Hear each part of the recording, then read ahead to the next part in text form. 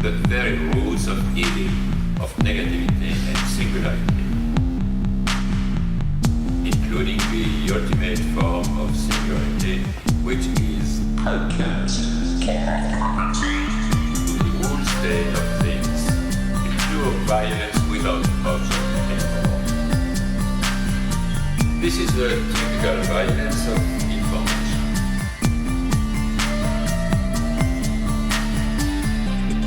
It's violent because what happens there is a murder of the real, the vanishing point of reality. Let's not have a misunderstanding here.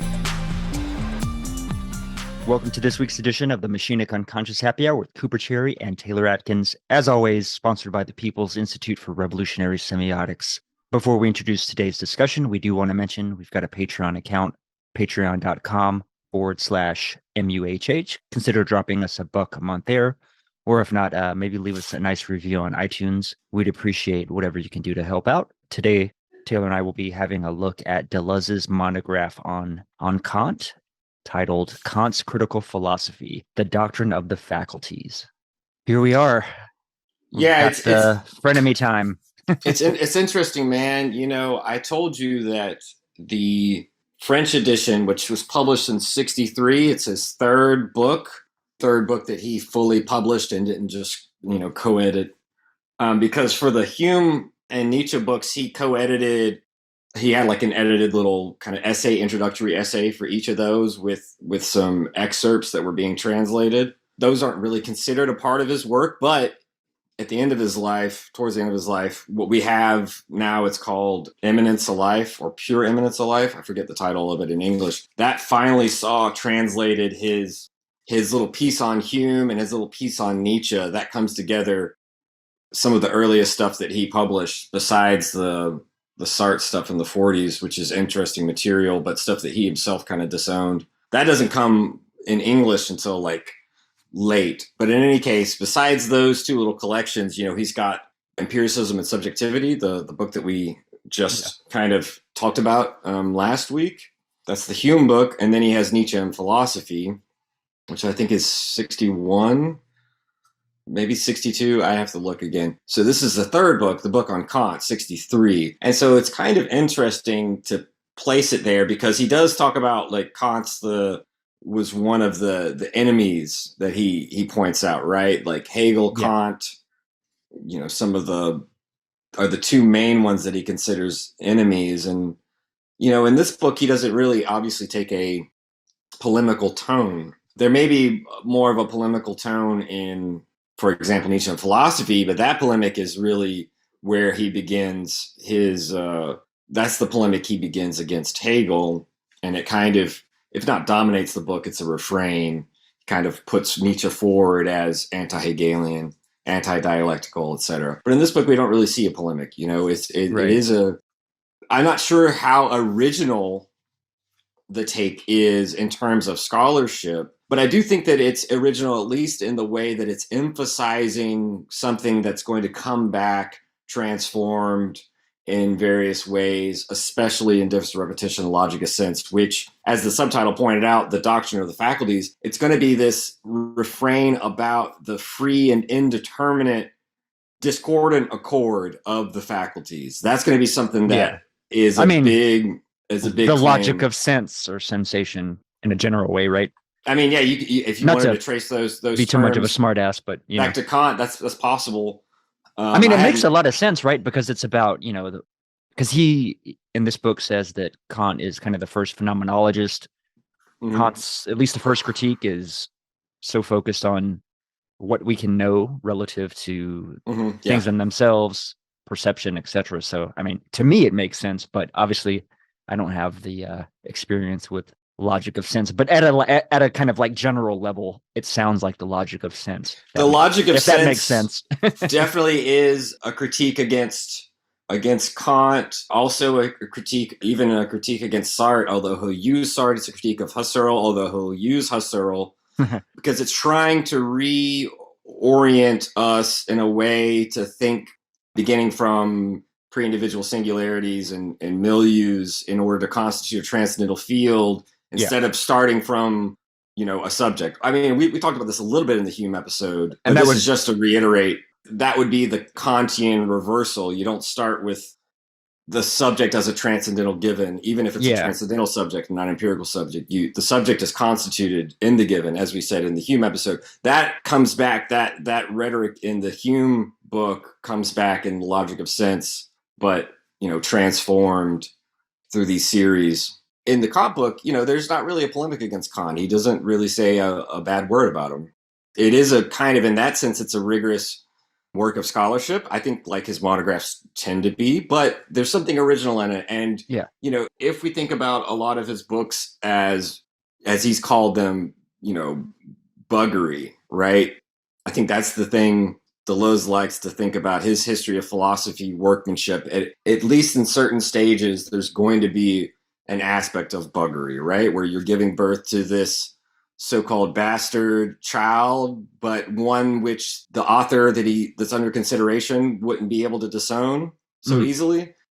I think in the case of Kant, it's a little more subtle.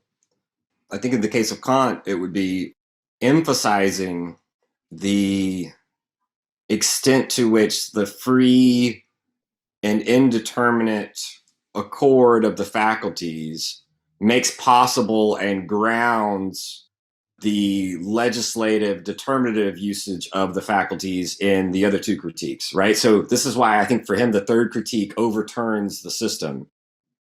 It's kind of the faculty of desire that will provide the free and indeterminate accord of the faculties as an image of what the faculties can do that actually makes possible. I mean, this was the most polemical thing I saw in the book. And it was kind of towards the end, maybe in chapter 3 or so, where he says that it founds and makes possible the determinative usages where understanding is legislating in pure reason, reason is legislating in the critique of practical reason, but it's the faculty of desire, which is not necessarily legislating, right? There's actually a freedom.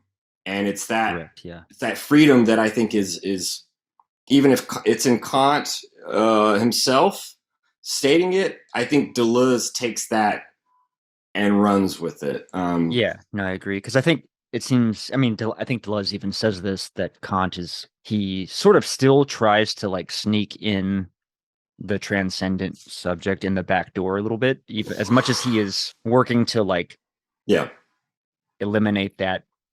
This gets played out in, as you said, in Logic of Sense with the subject, but also in Difference Repetition, the polemic is against the ideas because the ideas are both transcendent and immanent, at least how Deleuze reads them in Kant. And I think Kant would somewhat agree with that because they transcend experience. They can't appear in experience, but they are regularly kind of postulated as supposed internally necessary for the inner workings of experience. And I think that Deleuze will take this, as we might one day to jump into Difference Repetition at some point.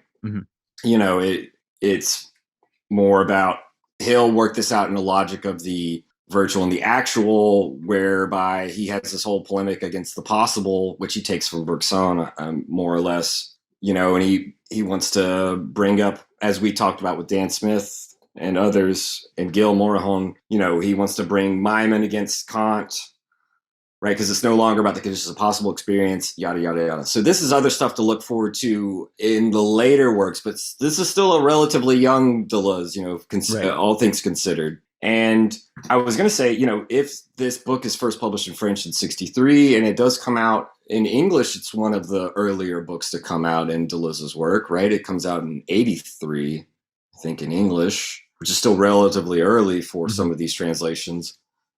In the English, we get this preface, which is kind of a rehandling, a reworking, and an extension of some of the courses he gave at Vincennes in 1978, some of which were preserved. I think we have 4 lectures that I shared with you that have been translated. I'm not sure if just there weren't other tapes. I doubt that he would only have 4 lectures in a course on Kant. You'd think normally you'd think around 10 to a dozen for a course, for a 3-month thing. But what we do have, we get reworked and rehandled as the preface to the English translation, which is the 4 poetic formulas that would sum up the Kantian philosophy. And this is one that I know that you really loved how it's, and I think it's a good way to begin. I think it adds to the fact that, first of all, the Kant book is one of the shortest he's written, right? It's very dense. It's very melted down in the English, bursting with concepts. I mean, I feel like we could take 3 episodes or more on just this book, just because there's so much jam packed in. Because we've got so much about the imagination and the faculties. Mm-hmm. We've got the whole discussion of time, syntheses of time, etc.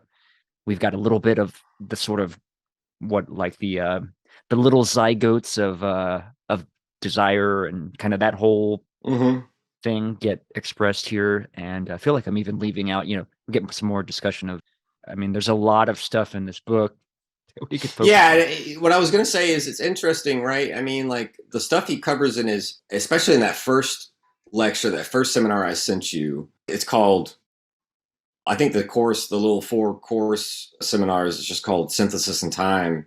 He really goes into the a priori. He goes into space and time, yada, yada. And in the 4 poetic formulas that start the English translation, it starts with time is at a joint. It catches you. It's a good hook for the reader, but it's a little misleading in terms of what the rest of the book will be about, right? Because he will not go into so much this question of the unhingedness of temporality of time. And so maybe one thing I would just suggest, I mean, we could either say a little bit about it because I know it captured your imagination and you might want to say something about it, but I do think this will give us a chance next week when we have Espen Hammer on to talk maybe about this formula and talk about time and temporality in Kant. That'll be something we spend a whole episode on. It's not just Kant, it'll be Kant and beyond up to Heidegger and Adorno. Right. Critical theory, I think at large. Up to critical theory. I do think that that's one thing that I would say is disappointing that, he didn't, for the English translation, for example, maybe have an expanded appendix or something on time. Because he covers it in that seminar that we have. Right. So I read I read a good 25 or so, maybe 30 pages. I did pull some of that material. I pulled a lot of the time stuff. I assumed you'd enjoy it because he does play off Kant against Leibniz and back again. Yes, like there's some good dialogue. Yeah, I mean, absolutely. That's one of the things that I really love in that first seminar is, Kant's talking about synthetic a priori and Leibniz is like, well, if you extend it hard enough, it's actually analytic. If we could go far enough, if you take the infinitesimal, right, that if you go far enough, you can see that the synthetic is not there, right? And so him making that discussion and being able to speak back for Leibniz, but also letting Kant have the final say, as though there were this interesting dialogue going on. And I know he says philosophy is not dialogue, but he's bringing out what Leibniz could have said back, and it's not dialogue in the normal sense. It's focused solely on problems, which I think is the exception, right? I mean, and what is philosophy when he's like, philosophy is not communication, not dialogue. What he really means is it's not necessarily about coming to a consensus about what terms mean. It is a fundamental confrontation of problems. And I think for Leibniz, as Deleuze makes clear, there's a whole problematic that his system stands or falls with allowing Kant the synthetic a priori. For example, I mean, we talked about this with Gill, the Pythagorean theorem, is that an analytic judgment that's contained in the concept of triangle, or is it a synthetic a priori judgment as Kant wants to make, and because you can't make another triangle inverted and, you can't extend the triangle one way and make a square and then make another triangle, blah, blah, blah. You can't do these things in experience. You don't do them, right? But it's not given. The triangle itself doesn't come contained in it. And yet it's like essential to the concept. But Leibniz was to say, no, you got to go further.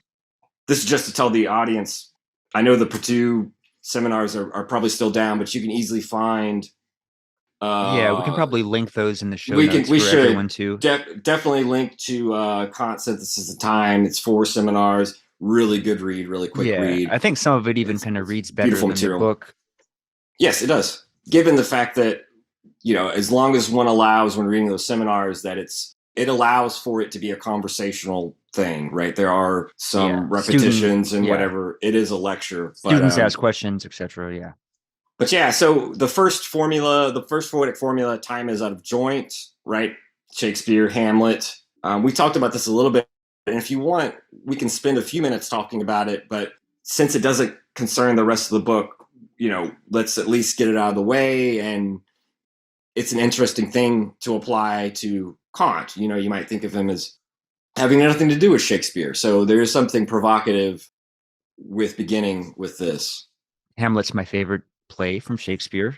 I do want to read just the pair of lines that this actually comes from Hamlet, Act 1, Scene 5.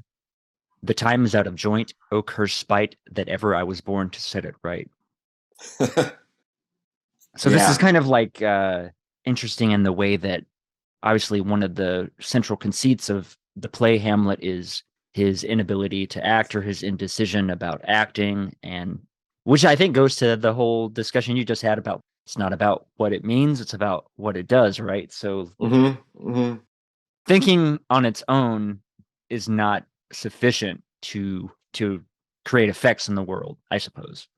Maybe would be perhaps a leap, but one I think I'm willing to make or something like that. No, this is good because at the end of the book, or towards the end of the book, one of the refrains of the unrestricted, free, indeterminate play of the faculties is the fact that if we start with the critique of pure reason in order to discover the speculative interests of reason in the faculty of knowledge, or as it's now translated, cognition, that doesn't give it a pride of place over the critique of practical reason, whereby now it's the faculty of desire that kind of leads us, as it will in the critique of judgment, to consider the supersensible and to consider the ends of reason, the practical ends of reason, in whether it be sociability, history, but also the kind of divine moral law. And so in a certain sense, if the critique of pure reason is necessary, it's necessary but still subordinate to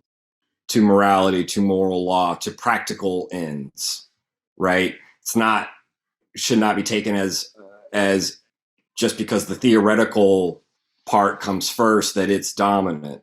I think that that's something that Deleuze takes up and actually stays faithful to Kant in when he subverts the hierarchy of absolute knowledge for this process of learning.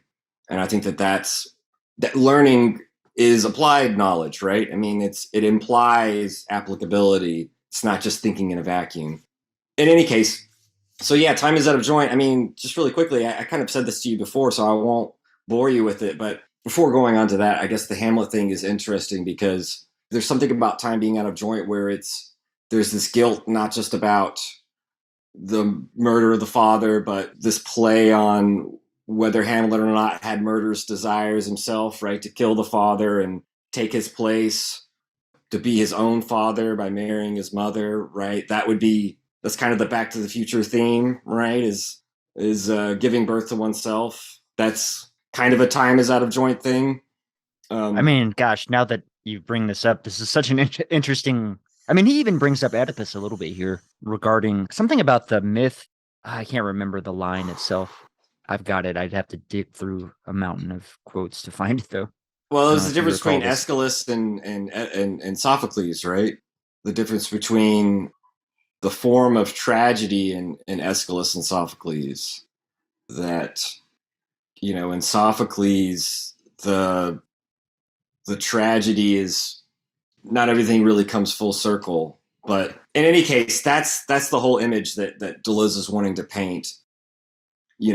That time is out of joint. This is whereby Kant kind of affects a reversal in the history of thinking that stems at least as far back as Aristotle and Plato, if not further, where time is kind of subjected to what's called the great year, or this classical image of eternal return where time is circular, right? It's based on the sort of rotation of the spheres, and the cyclical nature of the seasons. And so it's measured by things externally, right? It is the measure of things and their rate of change or their movement.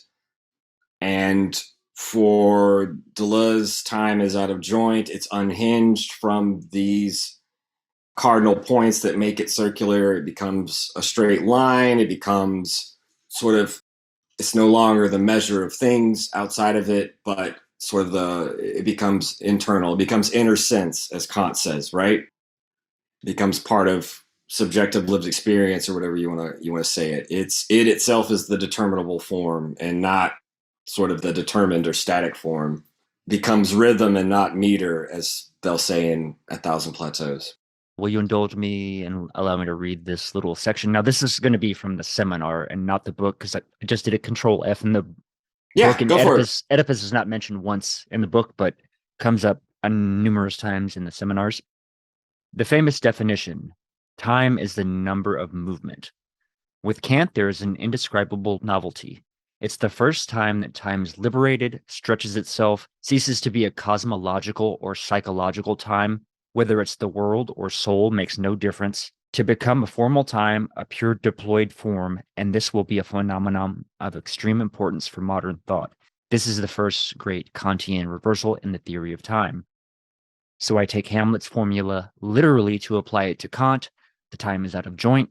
It's with Kant from the point of view of the concept of time that we can effectively say that time is out of joint, which is to say has ceased to be subordinated to the measure of movement. And on the contrary, movement will be completely subordinated to it, and time will be this sort of form which is also pure, and in this kind of act by which the world empties itself becomes a desert.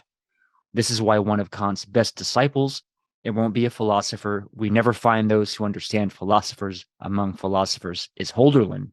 And Hölderlin, who, drawing on Kant against the Kantians, understood by developing a theory of time which is precisely the pure and empty form in which Oedipus wanders. This is good, and it makes sense that he doesn't have this in this book in 63, because the pure and empty form of time is going to be a theme in Difference and Repetition, and obviously mentioning the desert. That's the desert to which Oedipus sets out in wandering. Oh, interesting. Kind of like the preacher, right? Yeah, the preacher. Kind of like blinds himself in a similar way, yes. Right? I think that it's pretty clear Frank Herbert was drawing upon Oedipus there. Yeah, so especially with the time stuff. Yeah, okay. That's just an interesting connection that popped into my head. I thought it was interesting too that for Deleuze to bring in Hölderlin. Just wanted to note that for what it's worth. He brings them up every now and then, but it's not a constant for him. That's not one of his main go-tos, but he will bring him up in A Thousand Plateaus, maybe in Difference and Repetition. I'd have to check. But he doesn't often, go to Shakespeare that much. That's true too, yeah. He's more of a modern Anglo-American literature kind of guy. Yeah. He even has in the Dialogues book with Claire Parnay, he talks about the superiority of Anglo-American literature, which I assume would annoy some Francophones, because obviously the French have if you want, a longer and more storied literary history. Well, that's arguable maybe. In the case of Britain, you could argue about that to some extent, but still, it's kind of like Foucault saying he prefers a Coke and a club sandwich over whatever famous French meal. You can obviously tell I'm not steeped in French cuisine. Let's see. The second formula is just real quick. I mean, just to draw from onto Hölderlin. I mean, because this is not necessarily something that we even have to go into that much, but I thought it was quite interesting that Deleuze sort of saw, particularly with the critique of judgment, Kant becoming the founder of Romanticism. That's true. That's true. That's a good. I don't know. That's a very unexpected, a very oblique kind of reference to throw at you. Yeah, I'm not sure in German studies if that would be then or now an outrageous claim. I mean, I think that to a certain extent, people would point back to what Storm and Drang, people like Goethe and others Sure, yeah. for literary. But I think, he means kind of in the sense of giving it a philosophical grounding and a conceptual basis. I suppose that's not as radical, even if he doesn't he spells it out in the seminars more like that. But in the book where he makes the passing reference, it does seem to be a kind of interesting polemical thing where he says something like what classicism and Romanticism are balanced in this complex equilibrium in the Critique of Judgment. In the seminars, though, he talks about the Critique of Judgment as aesthetics is finally given its philosophical basis that sort of transcends being merely based in reflection on art. Yeah. Right. I was thinking about the chronology, not to even pun on the whole time aspect of this, but the sort of chronology of Kant's lifetime or, etc., would sort of kind of correspond more or less sort of with, I guess, British Romanticism in terms of periodization. Blake was probably late 17th century. So, late 18th century. Late 18th century? So coinciding with Kant, yeah, he's publishing in the 1700s, in the late 1700s. Then you have, obviously Keats, Shelley, Byron, all those guys are more. First, you have early 19th. Yeah, first you Coleridge, have the first generation. You have Wordsworth and Coleridge, right? And they're going to coincide kind of with Kant's death. That'll be their rise. So, I mean, in terms of periodization, you could correlate some of that, because sometimes Blake isn't even they. Right. Yeah. Sometimes he's kind of a liminal figure, let's say. Sometimes he's left out. I think he deserves to be in. It all depends.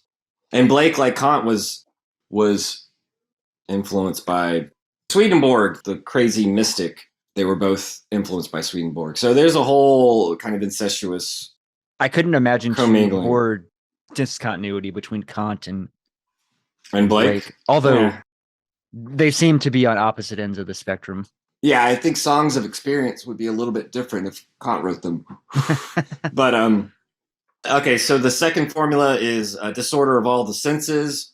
This is Rambo. Again, as I mentioned to you, the other poetic formula he brings from, I'm not doing them in order in the book, but the two formulas he has from Rambo is I as an other, a disorder of all the senses.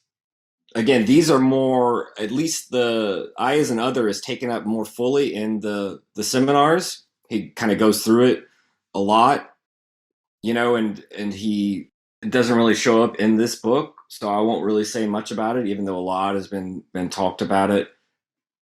Deleuze wants to say that both of these formulas Kant actually takes further than Rambo. That Rambo is still too Aristotelian, or still too, I would say, Cartesian to a certain extent. Kant takes I as another much further, right? He rethinks the Cartesian cogito, where it is time that determines the I think. And again, as I said, the seminars cover this much more fully, so I won't say too much about it. But a disorder of all the senses, at least we get that in this book, because it is, Deleuze will turn this into a formula for understanding the unregulated exercise of all the faculties, which you have highlighted here. And he says this might be the fourth formula of a deeply romantic Kant in the Critique of Judgment. So, yeah, I mean, that's something that we can talk about as we get into it. It is interesting that Deleuze fixates on the Critique of Judgment as opposed to the other two. It's counterintuitive, but I think Deleuze perhaps likes to take the road less traveled with these things. Granted, I've not read the Critique of Judgment. Yeah, Deleuze makes it seem like there's something unresolved with the first two critiques, right? Now, he'll want to say that the dynamic that's unresolved is the accord of the faculties, and how it is that one faculty, whether it be understanding in the Critique of Pure Reason or reason in the Critique of Practical Reason, how one of them can dominate and legislate over the others, that interplay and inner working of the faculties can be left in abeyance and not dealt with as a problem. And so I think that's kind of how his take on it is. I see it more conservatively as Kant kind of giving some teeth to the way in which we are called as moral beings to this moral law, what draws us in. And it's easy that one could kind of look out into nature and be sort of see a creative designer, if you will. And I think Kant wants to scaffold that idea and give it some teeth in the transcendental system. And so in that sense, he's kind of pointing back to, even if we can't speculatively, objectively prove or even convincingly prove the existence of God, we sort of have to postulate or take it as a working hypothesis even. I know that's not his language, but we'd have to take it as this working hypothesis that there is this moral creator, this moral author of the universe. Otherwise, well, I think for Kant, otherwise there is a way in which duty and this moral calling to a higher sociability might be threatened, let's say. Right, so we see in the teleological ends of nature, in beauty, in the sublime, which is stuff we can talk about at some point in the conversation, we are kind of, drawn to deal with these questions of ends. And I think Kant wants to try to wrap that into his system. But Deleuze is more interested in this inner working of the faculties, right? I mean, which underpins a lot of this discussion. And I think that's the part of it he's going to take and run with and develop these, I don't want to call them concepts, but they're almost like slogans, if you will, that are refrains. Refrains is a better way of saying it throughout different repetition, like crowned anarchy. When he talks about crowned anarchy, he's talking about this discordant accord of the faculties. Some of the statements about the law, I was like, this sounds off-putting to me. It's something interesting, right? I mean, with Kant, this notion of when we desire, when we act, we should make of our will to act in our desire, we should make it like this universal maxim, whereby if everyone acted desire this way, what would be the consequences? Sartre says it somewhere, and I can never find this quote, and so I almost feel like I'm misattributing it to him. But he says something similar, but the way I remember it with Sartre, because of his focus on the gaze, I'm a subject and I become an object when the other gazes at me, blah, blah, blah. Of course, Deleuze will say this doesn't go far enough, but the important thing being it's in the gaze that, that's why there's no mirrors in hell, right? And no exit. Hell is other people. We're constantly objectified by being looked at. In any case, Sartre says something like, when I act, I should act as though the eyes of the world, everyone's eyes are on me. That's almost that goes to judgment, right? That's almost, judgment in a different sense than what Kant means. But yes, it goes to a certain time, but it almost takes it takes the Kantian and categorical imperative to its fever pitch of paranoia. What could be more paranoid and more paralyzing? Yeah, exactly. It's paranoid, it's paralyzing. And if one can manage to act through the paralysis, yeah, I mean that's like the fever pitch of paranoia. So Deleuze says it in passing, but it does beg the question, theoretically, if, for example, one were to lie, if lying were made a maxim of universal law of the will, then how could promises be made? Then how could social interactions or why happen? Would promises be necessary? That's exactly true. That becomes the problem. And, obviously people empirically lie, but to make it a moral law is where the contradiction comes into play, right? And I think people like Freud and Lacan would play with this, right? Because the first thing we do is we lie to ourselves, right? Partly because we can't tell the whole truth. We can't speak the whole truth, but partly because that's just, we lie to ourselves unconsciously, right? I mean, not just in ways of pretending, but in just primary oppression, just castration into language, blah, blah, blah. even the way that we talked last episode relative to sort of, I guess, the powers of the false, or, sort of right. glossing over the gaps. But yeah, I mean, that's exactly right. I mean, for Nietzsche, the truth doesn't always do justice or serve to propel life and improve life. He's questioning about why it is we desire truth, what is hidden beneath that desire, if it's not itself its own form of lying and egotism when it proclaims to be for the good of all.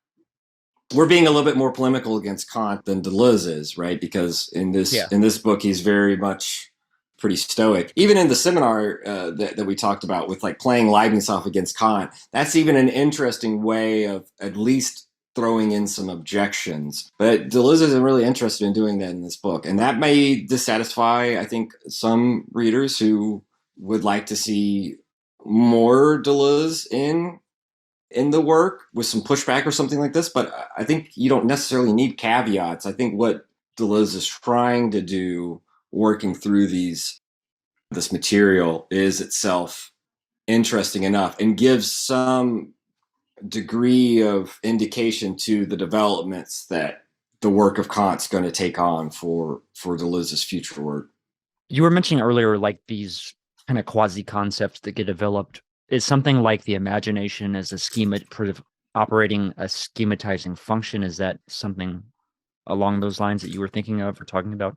I don't know if that's a quasi concept, but that's something that I think Deleuze highlights. If it's something that Kant kind of, sets up first in the Critique of Pure Reason, right, where the imagination is the activity of synthesis, the understanding is the activity of unifying within the synthesis, reason's the activity of totalizing within the synthesis.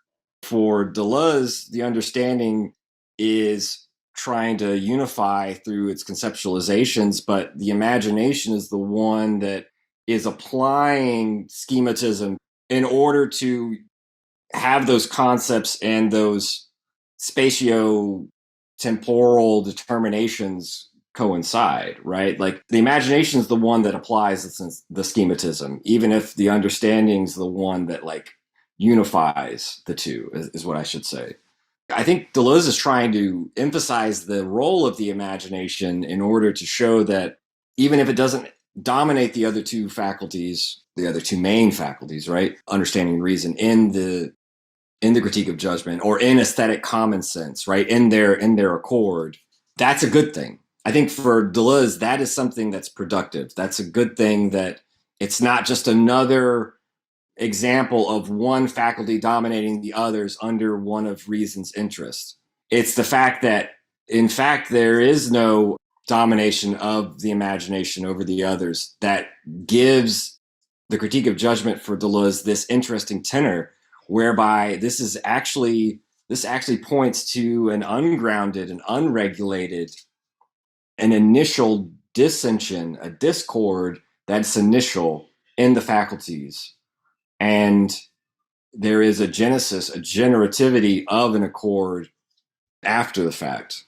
This is most interesting relative to desire, although I couldn't articulate perhaps why that is, but I think that my intuition is correct here. That aspect of the sort of latter, perhaps quarter of the book was maybe the most interesting, but the rest of it, I didn't find, like the faculty discussion. I don't know. That stuff kind of lost me. That's where I get uninterested, to be honest. And that's fair. And I feel like that requires a certain fluency, if you will, a certain familiarity, a certain even experience of use with Kantian conceptual aggregates. As Deleuze says in the seminars, but also in the Abécédaire, Kant is like this monstrous creator of concepts. Once you kind of dissipate some of the fog of the Königsbergian fog that seems to surround the system, like there's a frightening development of concepts. And that's one of the things that Deleuze kind of admires about him. But that can be overwhelming. And so you get bogged down into a whole menagerie, a whole dictionary of terms. Right, yeah. That almost can seem arbitrary. right? Yeah. I mean, this is what we talked about last week with Hume, where I was saying, for Hume, reason is not a faculty, right? It's this instinct, habit, etc. And so it can be nailed down a little bit easier. But with Kant, you need to have a whole reason is one of the big cogs in the machine. And so it's sometimes it can take on the role of determining the machine. Sometimes it's functioning along with it and gives the work to the understanding, like the pure reason. Sometimes the imagination takes the front, even if it's not determining. But you kind of need to see the whole machine working. And so I can understand why you'd be put off by that. But I guess I would say in terms of desire, in terms of the faculty of desire, what Deleuze shows in the early part of the book is that when the faculty of desire finds its higher end within itself, it becomes what? The faculty of the will, which is the faculty of the moral law, the categorical imperative. This is what we were just talking about. And I think that if, as you have here in your notes, anti-Oedipus is, as we've talked about with some of our interlocutors, if anti-Oedipus is known or should be thought of as this fourth critique, perhaps the critique of pure desire or critique of desiring machines or whatever you want to call it. I think that would be a way in which desire is now no longer conceived of, because if you remember, for Kant, desire he does a deterritorialization of desire in a yes. Yeah, desire for Kant is sort of the faculty for representing. The faculty of desire is the faculty which, by virtue of its representations, becomes the cause of the reality of the objects of these representations. The faculty of desires has representations that's associated with it, and through those representations, it becomes the cause of the reality of the objects of those representations. And what Deleuze points out, or Deleuze and Guattari point out in Anti-Oedipus, is basically this is weird, circumlocucious way of defining the faculty of desire. If it has a benefit over, let's say, Platonic, classical views of desire, which sees it as a lack, as a product of a lack, there's finally desire becomes productive. But in as far as it becomes productive, it is still or immediately psychological. It's still or immediately fantastical. It's imaginary, right? In a loose sense. As opposed to desiring machines, which are real. Exactly. Right. So the striving itself is the object of, for example, whether it be the sexual lust, right? It itself, through my representations of, I don't know, sexual conquest or whatever, creates the object of my lust, right? Yeah. And I think that's why, in my reading of Anti-Oedipus, I've always tried to remind myself that, like, desire, in the sense in which they're trying to give it a productive reality that's not just a mere product of fantasy, should be distinguished from what we commonly think of as desires. I have my desires, and you have yours, and whatever. I think that we have to be very clear about that. Otherwise, we fall back into a kind of purely psychological realm. And if we start from there, then I think we kind of ruin the notion of the libido, for example, right? What I'm reading from Deleuze is that he's saying that Kant, in the discussion of the faculties and them being active, you can see the difference between active faculties, actively constructing, machining, if you will, versus, I think, a lack implies a passivity. That implies a receipt of a transcendental from, like, an exteriority, right? And not an interior genesis or what have you, right? You know what I mean? Like, I see what you're saying, lack would be a transcendent that is imposed on us, versus this notion of desire is saying, no, this is the faculties. I mean, this is where it almost goes to Hume. Like, this is where, like, it's almost this quasi-instinctual drive sort of thing for the faculties to generate or produce the reality that we experience. Phenomenological, blah, blah, blah. You could probably articulate that better. I feel like my intuition is fairly correct here. Right. At least for desire, that's the productive one, even if the other faculties are active, as opposed to what is passive for the transcendental subject or for the subject in general. The subject equals X, which would be the receptivity of the receptive and spontaneous faculty of intuition, which is a weird, I always find it weird that Kant's intuition is so, again, radically as a concept distinct from what we commonly think of as intuition, which is almost this gut feeling, right? Whereas intuition is our sensation of phenomena, right? Yeah. That is passive. Our, like, in a sense, that way you could think of it as against our will, right? Those sensations. Who was it that brought up Augustine? There's a great line from the Confessions where, his friends are trying to drag him along to the arena, to the Colosseum or whatever, to see I'm kidding. to see some gladiators slaughter each other. And he resists and resists, and they insist, and he goes along with them. And as the bloodshed starts, he puts his hands over his eyes, right? Because he doesn't want to see this supposedly sinful display.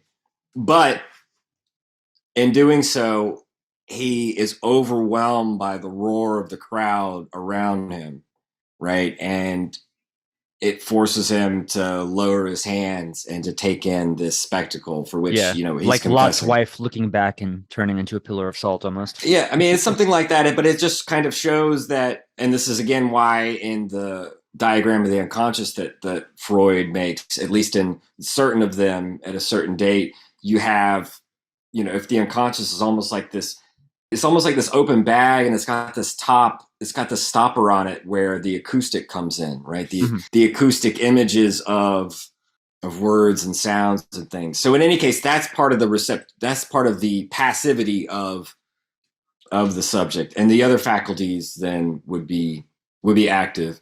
But it specifically, desire would be the productive aspect, and Deleuze and Guattari give credit to Kant for that in this ironic way. I think maybe it's ironic, but it's also interesting to again reiterate how fundamental the Kantian project is, that even in something like Anti-Oedipus, you're going to have someone like Kant, and it's important. But they say it's made productive, but it's immediately psychologistic, imaginary, and merely the domain of fantasies, of wants, right? It's my desires, the things I want. And I think that's the lowest form of what they mean by desire. Even in this book, he kind of brings up a couple of, like, he discusses the illegitimate and the legitimate uses. Yeah. I mean, instead of the syntheses, it's the legitimate and illegitimate uses of reason, because reason wants to, instead of the ideas being regulative, like, for example, God, world, soul, or self, reason wants to overstep that boundary and be constitutive. So what happens when God is no longer a regulative principle for, let's say, like in Leibniz, the possible continuity, the compossibility of series, right? God is the principle for the compossibility of series, and makes the best of all possible worlds converge, right, in those series. If God is constitutive in the sense in which Kant thinks of it, then cause and effect, causality, would no longer be a sort of transcendental determination based on the logic of appearing, but God would sort of be in the thing in itself, right? There would be an occasionalism like Malebranche, where, like, we have phenomena, we can't know the thing in itself, but we can think it because we need to be able to think it in order to think of our supersensible moral law that's going to impel us to sort of bring the good into the world. But if we thought of God inhering in the thing in itself and pretended to know that, then all kinds of fanciful superstitions would arise from that. Right. So that's a transcendent, illegitimate use of reason, is to think of the ideas as constitutive rather than regulative. I mean, you could think of the understanding could do something similar, where it thinks it can know things in themselves, or you know what I mean, thinks it can go beyond appearing and the phenomenal realm to know the thing in itself, which would violate the kind of Humean skeptical challenge to dogmatic metaphysics. And that's what Kant said before the critiques, before the critical period, that he kind of had this dogmatic slumber, right? That he thought of bodies as external entities that had subsistence, and it's stuff we fall into every day. We do fall into these kind of ways of talking about cause and effect that Hume warned us about. And I think that it's to a certain extent, you know, when we interact in our day-to-day, everyday lives, yeah, we're not necessarily philosophically solving these problems. And so it's okay to bring in some of those transcendent, illegitimate uses. But then they can also, going unchallenged, when we start to reflect and contemplate and we base our series of extrapolations on that type of thinking, that's when we get led into all kinds of, well, as one of your favorite people might call it, we build all of these spooks, these bats in the belfry, right?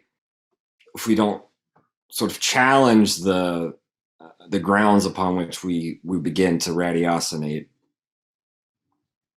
Which is a good word I don't get to use often. I was about to ask. That's a new one on me. So that's just kind of it may even be just kind of informal English, but ratiocinate is like to disquisition rationally, right? You know, you're just sort of following, almost like you can think of like following syllogisms, right? You're just following a series of reasonings.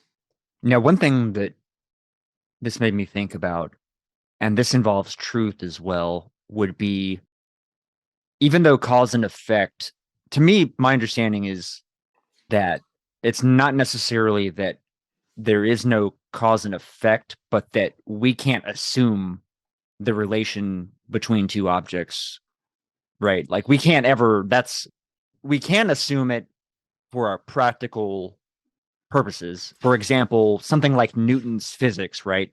The classical physical model was fine, right? Like we'd use, if the model was false, not so much false, but it wasn't entirely accurate, let's say. So it could be used. It had utility. It could be used. And so it had a sort of truth, right? Because it could be successfully used to operate and solve problems, right? But it's not this transcendent truth. It's like an actual quasi-empirical truth. You're talking about like for every action there is a... Well, just like the classical model of physics, right? Like it, you know, we get quantum physics down the road whenever we encounter problems that the classical model of physics can't solve. Yeah, I mean...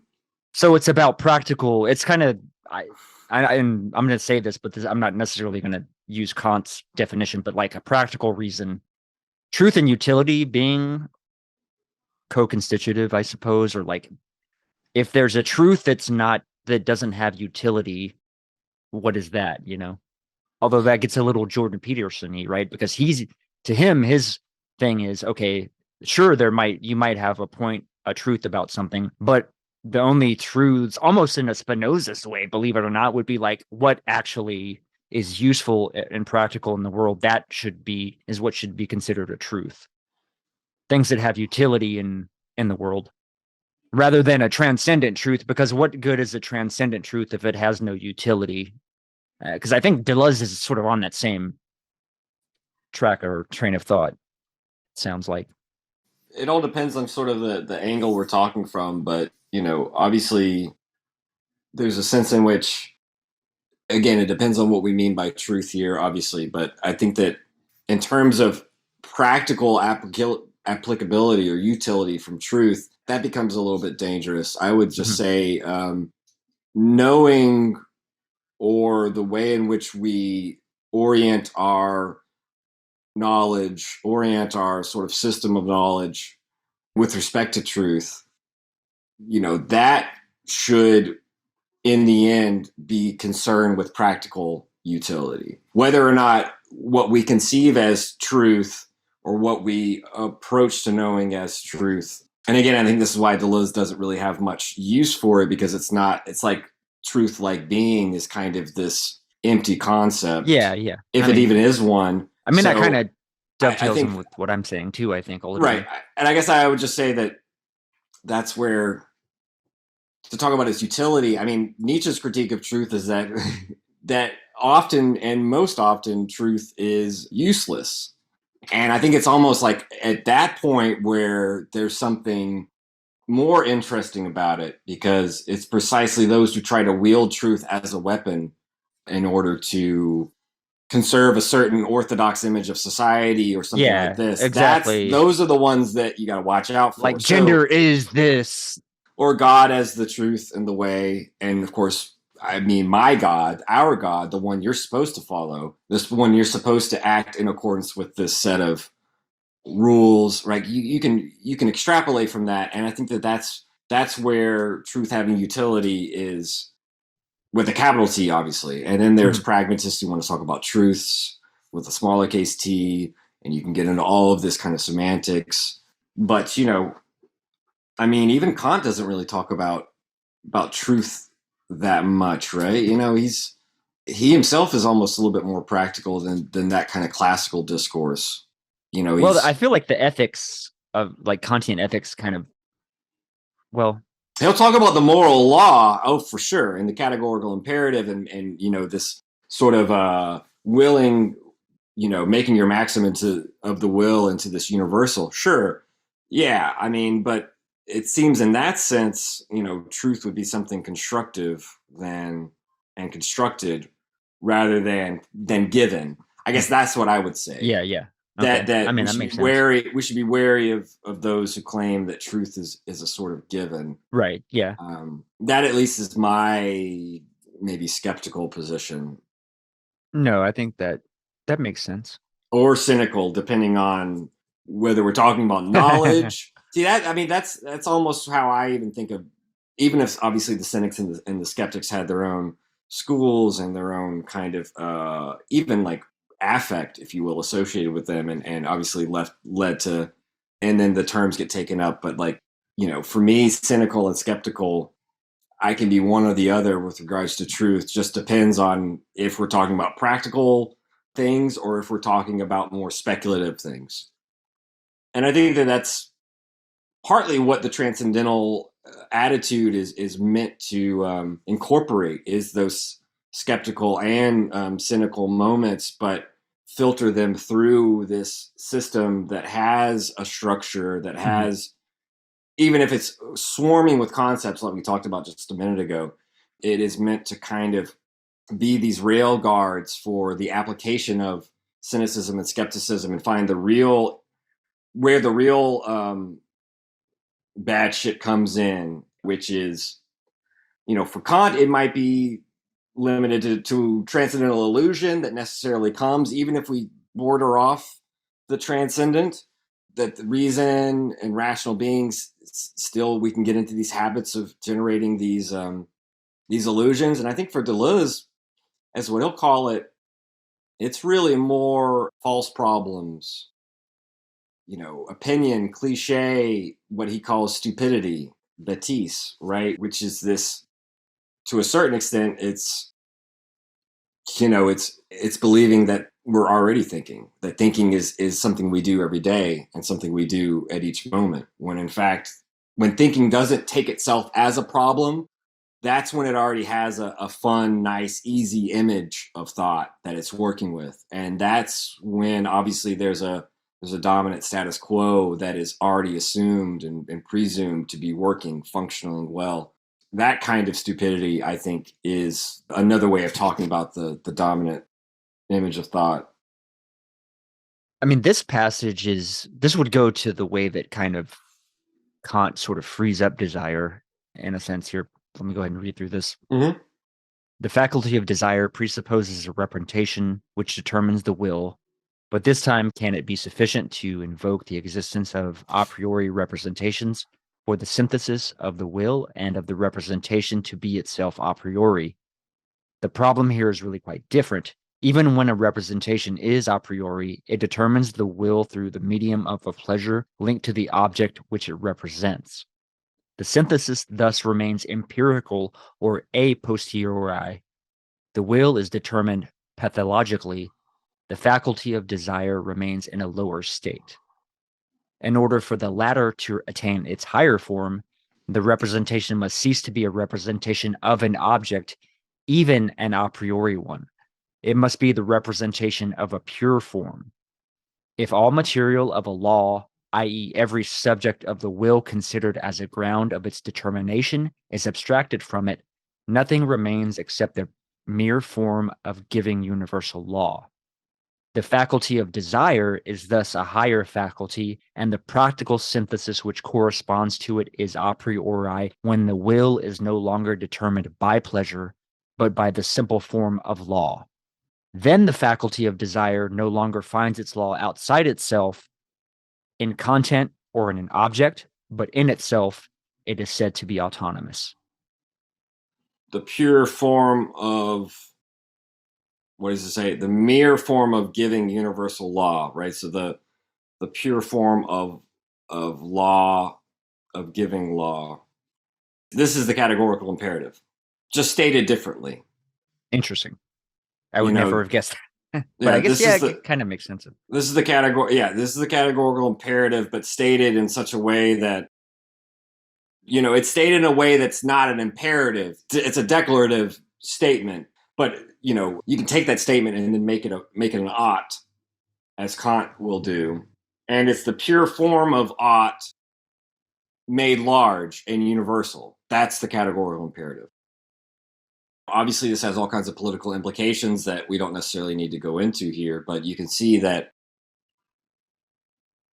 there was something you read in that passage that made me think of. I forgot exactly what I was going to bring up, but it might be this. Is this a example of transcendental deduction here? Because whenever he says, like, if all material of a law, i.e., every object of the will considered as a ground of its determination, is abstracted from it, nothing remains except the mere form of giving universal law. So that, to me, kind of reads as though there's sort of this ethical transcendental deduction that he arrives at to come up with the categorical imperative, and that's what that little part of the passage is trying to say. Yeah, I mean, he does similar things with, because I think this concept of transcendental deduction is one that I'm interested in discussing. Yeah, to some extent. In terms of this move, I won't call it specifically transcendental deduction because that's a very precise term that Kant wants to give to like transcendental deduction of the categories, blah, blah, blah, blah, blah. But I will say this move of abstracting from all content and remaining with the form is what he does with space. It's what he does with time, right? Space is just pure exteriority, right? It's just time is pure interiority. It's the pure empty form of time. And so I would suggest one thing that's interesting to me, and this is seen in Simondon's lecture on perception in 1964, where towards the end of the lecture, he kind of he works through how we don't experience space nor time in the way that Kant is talking about it. We don't experience these. They actually aren't these structures of sensibility. You can see how a lot of thinkers, even from his time onward, like Maimon and Cohen and others, talked about, but you can also think about with relativity, we can think about different space times, right? We can think about different inertial frames of reference.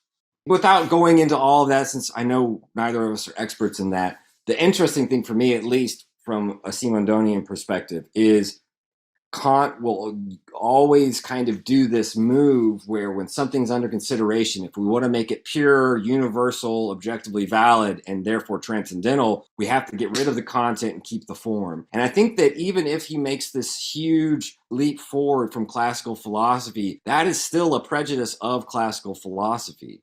This is my like Derridian moment where the matter and the form, or the content and the form, whichever way you want to say it, are generally matter is passive, form is active, form is the one, form is spirit, form's the good part, matter is the stuff we can get rid of, or it's the arbitrary stuff. It's the form that matters. You can see this in Plato I mean, Kant even uses language in the Critique of Judgment. I was reading it earlier, where he's thinking about our access through the moral law, through this higher form of the faculty of desire in the form of will. It's really also with our experience with the sublime that ruins our imagination, makes it recoil upon itself. And in doing so, we find the pleasure in knowing there is this idea of that which exceeds, goes beyond the sensible. There is this idea of the supersensible world that is equated with the moral world, right? And we are primed and predestined to be these moral subjects. And in that sense, it's in that sense that form just becomes for Kant the supersensible. The moral is the archetype, and we're down on the sensible realm of appearances, and we're what he calls the ectype, which is the imprint, right? We are what's imprinted on by the archetype. And so we still have this hylomorphic schema that kind of does injustice, not only to matter, obviously, Kant is an idealist, even if a transcendental one, but in a certain way also to form by over-determining form as though it were the active and matter were mere passivity. I think this is why Simondon is more interested in information rather than form, as though it were separable from content. Well, as though content, quote unquote, or matter were not itself active. It did not already have active dispositions.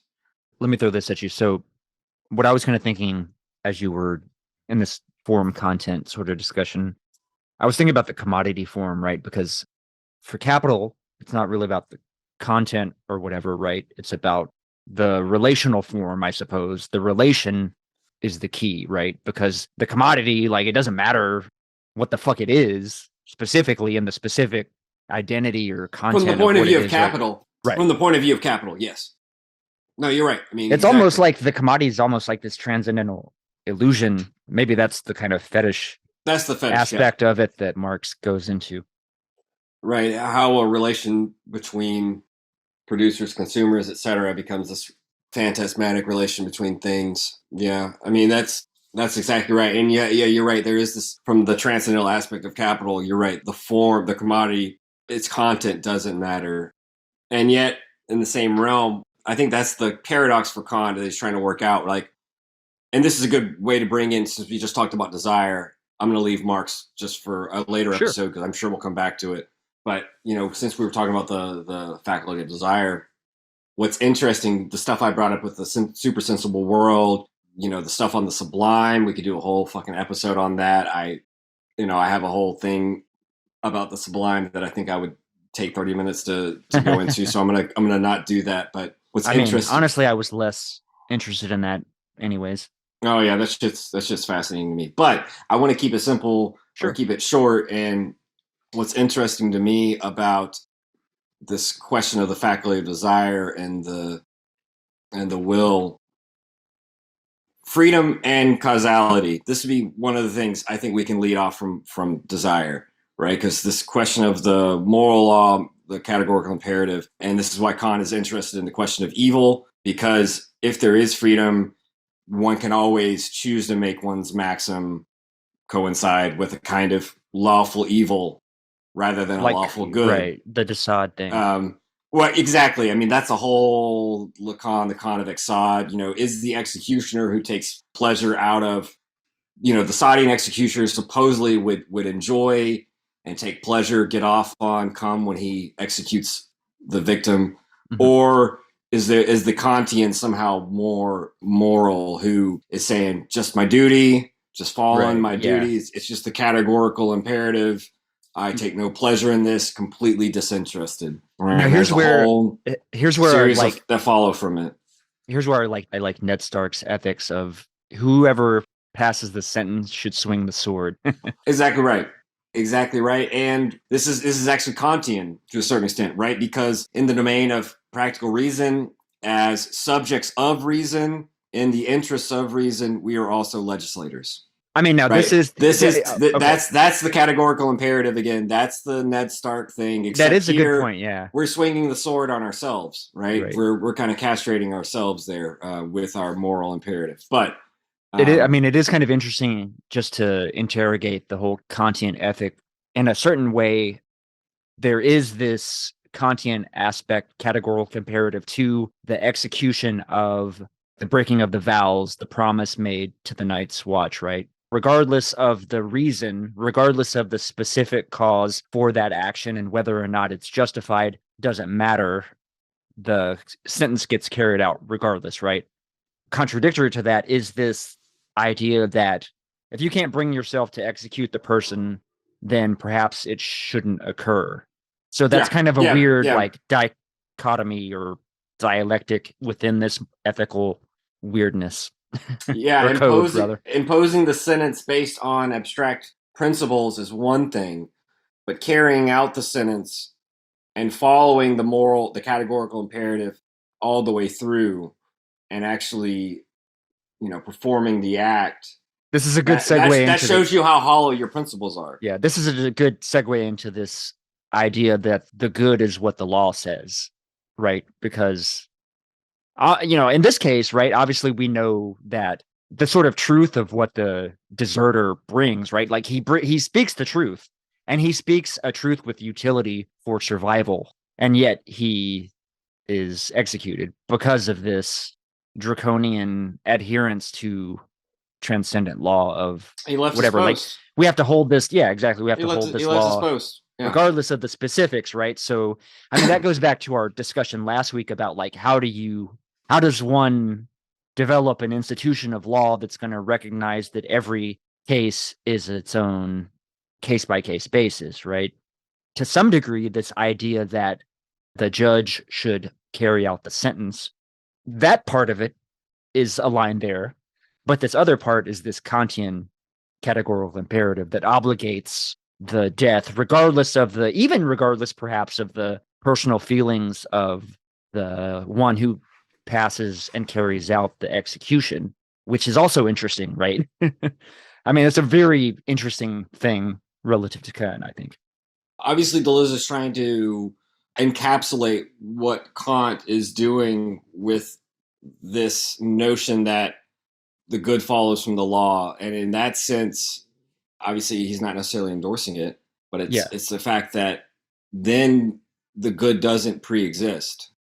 Now that is interesting. That goes to immanence a little bit, right? If the good follows from the law and not the other way around, that we need to asymptotically try to approach the good as best we can with the law. I really do think that seeing this in Kant, that now the good follows from the law instead of the other way around, that the law produces the good. I think that that's much closer to what Deleuze has in mind when he's writing in the time of empiricism of subjectivity 10 years before, when he's writing about Hume. He's writing about instincts and institutions, and he's thinking about the fact that the law is this negative sort of limiting instance, whereas institutions are this positive, affirmative, sociable construction. That's where I would go with this, and that for Deleuze, he doesn't say that here, but if I'm wrong, if there's a third instance, if it's not that the law produces the good, but that it's institutions that produce the good, then I think that that's the corrective to Kant in a certain way. There aren't just laws and good. There's this secret third thing we call institutions. The point I was going to make about the freedom and causality really quickly, as you brought up causality earlier, was the fact that if the sensible realm, so to speak, the realm of nature, phenomenal world, doesn't make room for freedom, right? We can think of it as a kind of determinism. This is why the thing in itself and the noumenon is so important for Kant, and why we can't know it, but we have to think it. We have to think it. Why? Because we have to think of ourselves as free individuals, free subjects who break with causality, who without cause create effects which also do not themselves give rise to the free causes that we are. Existence precedes essence. Yeah, I mean, roughly, but this is where the supersensible, the thing in itself, the noumenon, all comes back into play a role in the moral realm. And without that, then we're stuck in the sensible realm. We're stuck in the realm of appearing that cannot admit a free cause. That's where cause becomes interesting. That's where cause and effect becomes interesting. Because now, for me, at least, with Kant versus Hume, and I think Hume is in a different level, and so his skepticism stays. But with Kant, look, we can know causes and effects from the sensible world, but to know free causes, to know the supersensible causes that we are as free agents and free subjects, that can't be known beforehand. And that's the will, that's free will. And that's how the supersensible calls for us to act within the sensible, or how nature in the sensible cannot, there are ends of nature that it alone needs to go outside of the idea of nature as sensible realm to qualify. And that's why that's humans, human history, humanity transcending sort of the sensible realm and our actions as free will. And it's because that causality, that free causality is so burdened with responsibility for all it can do, from the end of the world to climate change to evil institutions. That's why I think Kant is fascinated with the problem of evil, and why I think he wants to try to show the way in which the categorical imperative could be a way of eliminating these usages of free will. Now, obviously, it's easier said than done, but theoretically, it seems if we could practice the categorical imperative, there would be like this universal peace and all of these things. But I'm not so sure. Kant's kind of weird. I mean, I'm skeptical of a universal law that would meet the criterion of the categorical imperative, period. Well, I think that if you... But then again, I guess he is looking at it different, because he would say you can't lie to protect someone, because I would say this is where that would fail for me, I suppose. You know, I think that there's a certain way in which the practice of communism could very well be consistent with a kind of re-envisioned categorical imperative. It all depends upon the way in which we think it, because it doesn't necessarily have to be beholden to this transcendental system, you know. But I do think that there's a kernel of something, there's a kernel of truth there that seems to be able to accord with a future vision of, and doesn't necessarily have to be utopian, although one can easily imagine this, but this notion whereby the will, desire, sort of working through problems and making activity this universal whereby there can be this harmony established. Problem is, it's not pre-given, obviously, right? And so acting in accordance with this maxim would be an ongoing, indefinite, collective, iterative thing. Yeah, almost like a science, because we have to iterate and we have to experiment and we have, you know what I mean? We have to fail a lot too. It would have aspects of art, science, philosophy. Yeah, that's cool, yeah. And that would be the way in which politics would effectuate these things, right? Mm-hmm. But yeah, I guess that would be the question for like 21st century categorical imperative, like how that can be re-envisioned. And I'm not the first to suggest there could be a kind of Kantian Marxist, I don't want to say synthesis, but I think a coalescence and navigation. And I guess that's where I would sort of end our talk, where it's like, not everything in Kant's bad. Even if the system doesn't work for us or needs to be overhauled or updated or reversed with Deleuze or reworked, or these other critiques we've had of the work that we talked about with Dan and Gil, I do think that there's a sense in which he's obviously not an idiot. He may be bringing answers or even framing problems in a way that still skew it towards the sort of Nordic Christian Protestant path that he's on, but I don't think that the problems themselves being framed that way can't give us impetus to like go further, because I still think he's circling around some themes that's I think that's why he's thought of as inaugurating modern philosophy. Yeah. I think we, in our modern society, civilization, kind of like discredit the capacity of people, even as near to us as Kant, as having the capability to think in these ways. But I think Kant obviously understands the world in a way that is better probably than the average person alive today, right? You know what I mean? I mean, hell, even Hume to some degree. You got to think how, divorced we are from them by hundreds of years, yet they had great insights. Whether they're entirely correct, obviously, that's a different question. But if you put them in their time relative to knowledge, organization, science, like all these other faculties in the social, not in our internal sense, but I think that's really impressive. I agree. I grabbed a couple of Stirner quotes because I was like, I don't like what Deleuze is saying about the law here. I mean, this kind of goes to our little conversation a moment ago. What else had his undertaking been in the end but that he wanted to suppress writings with brute force? Aren't you familiar with the same procedure as a legal and sanctioned one? And what can you argue against it from your principle of morality? But it was an illegal execution. So the immoral aspect in this was the illegality, the disobedience to the law. So you admit that the good is nothing other than the law, morality nothing other than loyalty. Your morality must also sink down to this outward appearance of loyalty, to this sacred work of fulfillment of the law, except that the latter is both more tyrannical and more revolting than the old-time sacred work. Because this only required the act, but you require the attitude as well. One is supposed to carry the law, the statute within himself. Whoever is most legally minded is the most moral. Even the final serenity of Catholic life must perish in Protestant legality. Here finally the rule of law is complete for the first time. Not I live, but the law lives in me. So I have really come so far, only to be the vessel of the law's glory. Every Prussian carries his gendarme in his breast, says a high Prussian officer. The gendarme is just a high-ranking police officer. I don't know if you knew that. I didn't. It's the cop in our head, right? Yeah. Stirner's talking about.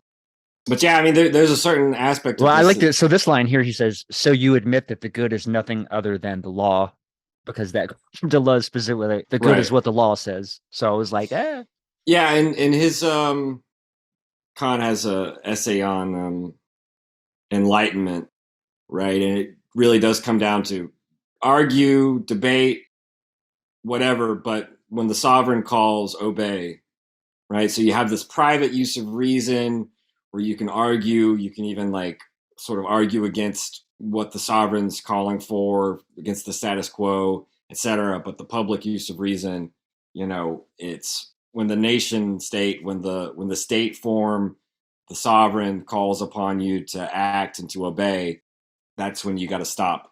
You got to stop arguing. The discord has to become the accord, if you will. If you want to talk about the accord of the faculties, that's like enlightenment's to doubt and to undermine and et cetera, et cetera. And this is why the King of Prussia should allow books and blah, blah, blah. But at a certain point, that's just the better to obey. Any case, we got some of our content. We're going to get some more next week, so we can. The time temporality stuff is a lot of what I wanted to discuss, and we'll be tackling that next week. So yeah, if you want to wrap up here, I think I'm okay with that. Yeah, I think that'd be nice. Well, that's going to wrap up this week's edition of the Machinic Unconscious Happy Hour with Cooper Cherry, Taylor Atkins. See y'all next week. The very rules of evil, of negativity and singularity, including the ultimate form of singularity, which is to the whole state of things, the pure violence without object anymore. This is the typical violence of information.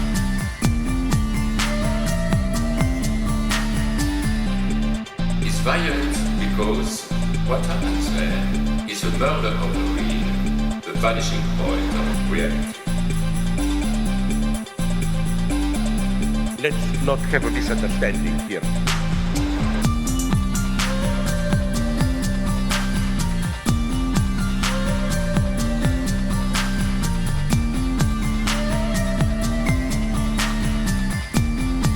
What I meant is the following. With nothing left but recycle, whitewashed, lobotomized people, as in Clockwork Orange.